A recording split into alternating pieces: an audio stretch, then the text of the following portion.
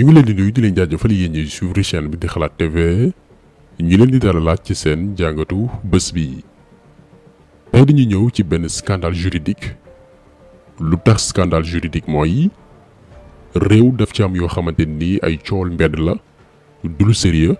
ay kaf la fo reetaan toñante. noonee nag société sénégalaise bindoo mooy feeñ ci endroit yu ci mel ni Facebook YouTube ak mboolem réseaux sociaux yi. léegi nag en 2022 coowal bopp koñ yooyu nga xam ni bu demaan sax bëppi loxo chef de quartier yi wala chef de village yi ñoo ko doon réglé du sax yegg commissariat de police ndax ñooñu tal nañ jàpp sàcc ak agresseurs yi. tey moom la benn ci institution judiciaire yi gën a rëy ci réew baat boo xam ni boo ko déggaan da ngay tiit muy baatu procureur de la république. dossier bopp koñ yooyu la Amady Diouf nekk di traité tey di ci jàppalu ay innocent ak ay tuuma yu ridicule. actuellement ñaari victime yi mooy Ousmane Diagne di coordonnateur mafia kàcc-kàcc keneen ki di Papito Kara moom comédie médiatique lay def maanaam benn mbiram mu daal di koy revue de presse yokk ci benn dose d'humour pour reetaanloo ñu koy suivre te lii du lu bees Sénégal daan ci ñëw ak ay firnde. coow li mooy ay une journal l'Observateur yu benn page buñ naan l'Obs bañ na ko ba page boobu noonu tuddul l'Obs L''OBS comme l'Observateur waaye l'Obs L''OPS la am ñu créé inspiré wu ci logo journal l'Observateur le vrai pour def le contraire que ñoom li ñuy def muy divertir ak wax lu du dëgg. ñoom ñu créé benn format numérique boo xamante ni dëgg rek la ñuy wax jalgati wu ñu yoon joxewuñu fausse information def ñu usurpation. page boobu noonu ba moment bi ñuy wax ak yéen mi ngi fonctionné ñu ngi wéy di publier kon loolu li muy signifié mooy Ousmane Diagne ak Papito Kara dañu leen teg loxo ci lu tegul fenn créé wuñu moomuñu page. li ñu def daañu leen ko leeral léegi ngeen comprendre fan la yoonu Sénégal toll ci bassesse maanaam suufil seen bopp bàyyi ay dossiers yu gën a am solo daañ ci revenir ci biir vidéo bi rawatina média bi nga xamante nii nee na moom la ñu tooñ la ñu def te dara fekkul leen ci dem nag di toppatoo ay coowal mbedd yoo xam ne du ñu avancé loo.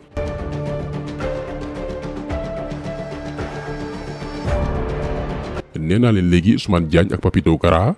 bañ leen jàppee woon ba nangu seeni téléphone teg ci quelques heures lañ leen waroon bàyyi ndax jàpp nañ leen ba noppi teewul page ba taxoon ñu teg leen loxo ma ngay wéy di publier. loolu di preuve buy wane kon ni créé wuñ ko du ñoom ñoo ko moom. di leeral foofu aussi ndax waxtaan wax dëgg ca la journal l'Observateur donte annoncé woon nañ ni dañuy porter plainte waaye bu ñu sukkandikoo ci maître Bamba Cissé mujj ñoo déposer plainte boobee. loolu li muy signifié mooy Papito Kara ak Ousmane Diagne benn journal yóbbuwu leen ci yoon lii baax nañu leeral ko kenn porté wu leen plainte. Amady Diouf ñun bàyyi nañ di ko woy procureur de la république ndax méritewul statut bi nañ koy woowee léegi procureur de la république maanaam koo xam ni mooy toppatoo dossier robinet mbedd yeeg bopp koñ yi. Amady Diouf ci boppam moo toog ba mu neex ko daal di autosaisiru ciblé Ousmane Diagne bu mafia kàcc-kàcc parce que ñu jeunes yi nekk ci réseaux sociaux yi di vaar gouvernement bi di leen tiiñal saa ñu waxee lu amul pour jéem a lëndëmal askanu Sénégal boole kook nag yar ak teggin ku am jafe-jafe itam ñu cotiser la taxawul ak sa njaboot. biñ ko convoqué moom Ousmane Diagne amul luñ ko toppee procureur moo créé benn délit bu bees loo xam ne newul ci code pénal bu Sénégal mu ne Ousmane Diagne est arrêté pour avoir partagé sur sa page Facebook des unes de journaux satiriques avec en tête 3 emojis de sourire. ci tënk Ousmane Diagne dafa tasaare ci page Facebook am ay journaux yoo xam ne kaf ak ree moo ko tax a jóg boole kook ñetti màndargay bopp nit yu siiñ di reetaan. ñi jàng droit pénal yépp bu ñu déggee lii dinañu am gàcce ci procureur bu ñàkk fayda bi. Amady Diouf gàcce la pour bépp juriste wala képp ku mbiru yoon intéressé. Voilà des personnes sans vergogne, des lèche-bottes ngir bëgg rek maral président bi ay tànkam bëgg dégg waaw góor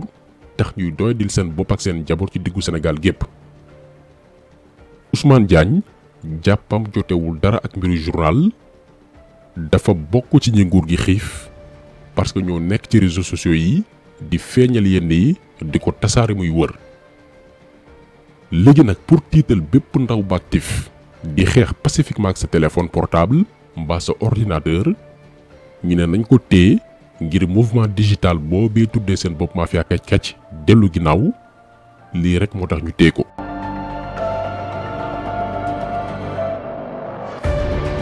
nga ñëw aussi ci Pape Ibra Gueye ñu gën koo xam ci Papito Kara, gars yi xam nañ ni jàppam teguñu ko fenn, ñi nga xam ne ñoo ko téye. mais comme que ci état voyou la ñu nekk, il faut que ñu téye ko pour jéem a wan Sénégalais yi que ni ñun visé wuñu Ousmane Diagne dong. moom Papito Kara bokkul ci mafia kàcc-kàcc, du activiste, du militant, moom ci wàllum humour lay yëngu. benn mbir dafay am mu def ko revue de presse ngir reetaan loo ay abonné am. bi coowul journal L'Obs su jibee da ko revue de presse comme ni mu ko daan defee ci yeneen cas. moom créewul journal, montewul, bindul. gaa yi bind tasaare moom mu jël daal di koy revue de presse. dañ leen di digtal benn ci revue de presse yooyee noonu mu mujjee woon def. te gox bi nga xam ne moom moo di goxu Fall Médina ba mën na la waa Benno Bokk Yaakaar ñoo fa doon rayante de maa la ko wax te nag kaay ma wax la maire bi nga xam ne moo leen luwee woon siège ma nga taxaw njatt leen neen na siège damm yëpp dinañ ko ko fay ndax nag xeex dëgg lañ doon def seen biir kenn mayul sa morom dara maanaam ñoom ci seen biir ñoo doon rayante waaye nag kaay ma wax la gis nga siège yooyee ñu damm maire Njaago bi nee na duñ leen may dara dinañ ko fay benn par benn obsutal la ci geneen wet daan na xawma siège yooyee dinañ ko fay wala déddaw nee na aliment bi nga xam ne moom la ginaar yi daan lekk saako bi ñu ko daan jaayee 15000 francs léegi dem na ba si 22000 francs yaa Cheikh Ibrahima Baba Lamine Diassé maa la ko wax de moo taxit de jamono ji ginaar yi ci boppam dañoo grève seen nen yi ci boppam la ñu téye omelette gisatoo ko fi nenu baxal gisatoo ko fi waa mais ndax lii dina neex ginaar yi mel na ku naan ñu bu ñu wàññiwul aliment bi duutu ñu nenati. donc lii la Papito Kara def lii la ñuy wooye ci wàllu média presse satirique maanaam utiliser information bu la neexee sax nga modifier ko pour reetaan loo ñu lay suivre wala ngay ñaawal keneen. te lii dafa yàgg Sénégal pratique bii nii am na ñoo xam ni ci ay dessin lañ koy def comme genre audio yi jël politiciens yi caricaturé leen ak ay image yu xoromu. nga dem tay ci média bi waral coow li muy GFM seen rajo bii di RFM tonton Aada ak Sylla Muñal yàgg nañ faa def lu ñu naan jalgati xibaar di déformer ay tur moo xam ay doomi aadama moo xam ay institution moo xam ay journaux. palais de la république ñu tuddee ko poulailler de la république, nguuru maître Wade ñu ne nguuru maître Weddi, Macky Sall ñu ne maquillage Sall, turu journaux yi ñu soppi leen yenn ñu tuddee leen tooxi doona wala cuqali. nañ ci déglu benn extrait bu ndaw. mbokk yi 199000 waxtu fekk 171000 simili fii ci nag ci rajo télévision bu Rëfuma kon nag mbokk yi tey nag jeudi nu riir rek dem foofee ca palais de la république xool yi lan mooy la fa bees ñaareelu xaaju xabaar yi danañ ko bondal def ko këru yéene kaay yeex bébé Aliou. kër yi la kay day bu ñu ciy njëkkee mooy aéroport Léopold Sédar Senghor nguuru maître Weddi te ku ne xam ne day doomam tawee di moom day moo doon saytu loolu moo tax yéene kaay bi ne milliards yi ñu fa jële kenn xamul nu mu toll moo tax yéene kaay bi di tooxi doona ne xanaa dangaa yëgul ne xew gouvernement Macky Sall kaso boo dem ci réew mi ña ngay defaraat ay néeg ñu jeexale ci yéene kaay bi di cuqale waa ji day lañ doon dégg sens contraire dañ doon dégg góor guy maltraité jabaram waaye day waa ji moom ci boppam la jabaram di maltraité ba fu mu toll nii neen day fàq sa daw kër ga kuy fàq sa kër ndax ragal sa jabar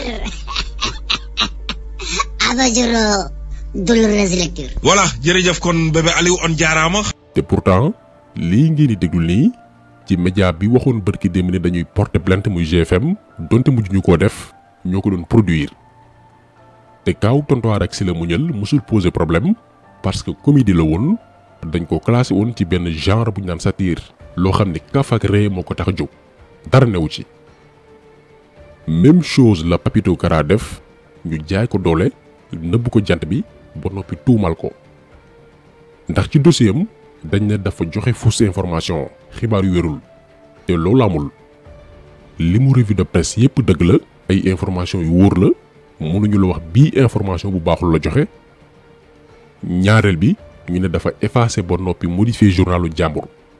loolu tamit musul am musul laal journal L'Observateur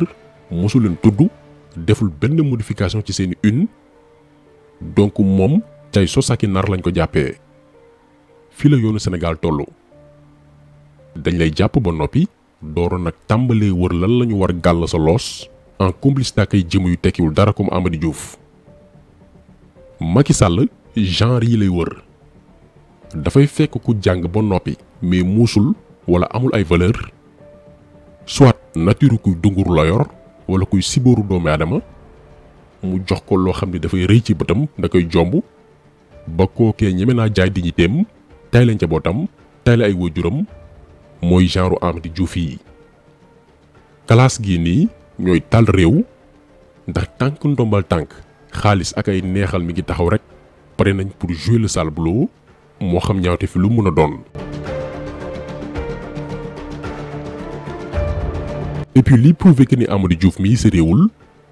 groupe de presse bi tax muy tëb di dal naan day autosaisiru muy GFM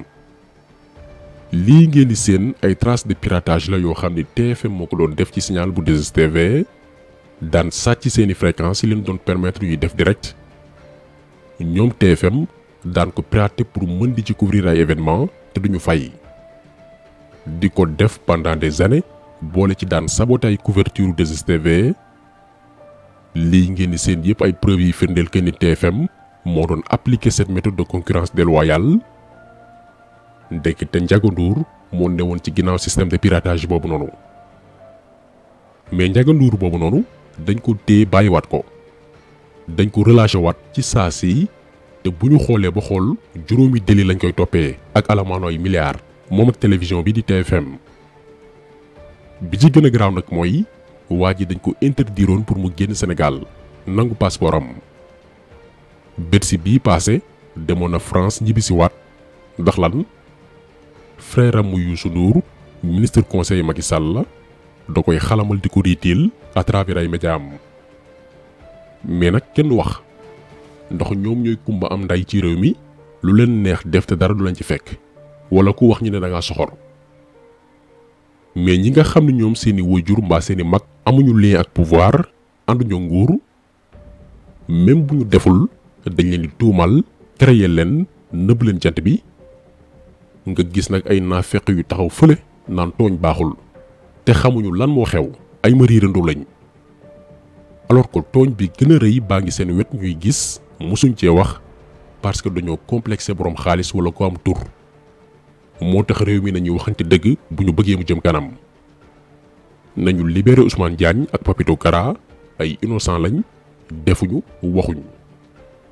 kon ndax solo bi tey loolu woon ñu leen di gërëm di leen jaajëfal di leen di daje incha allah beneen yoon ci beneen jàngat jaa ngeen jëf.